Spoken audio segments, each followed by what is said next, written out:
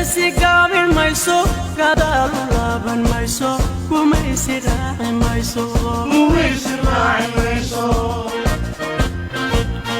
SSC gabin mayso gadaal laaban mayso gumaysi raaci mayso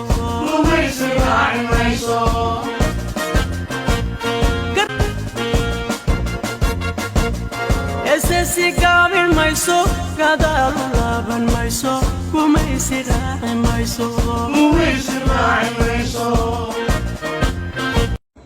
Every single one of you who is Somali, who supports Somalia way, from the 5-year-old to the 90-year-old, you have a responsibility to take to the streets and say loud and clear, no more.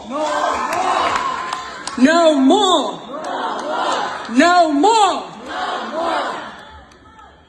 Because if you stay neutral, if you stay silent, if you say nothing, you stand on the side of the oppressor. So, my friends, respected elders, my brothers and sisters, come and stand with us tomorrow at 12 o'clock and say loud and clear, free Las Anon! Free Las Anon!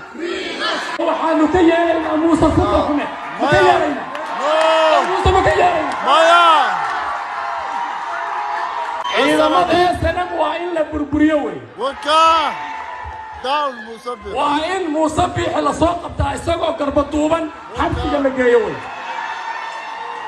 إن ما قبل يلا ما شفتوه وحان كلام بايلا مش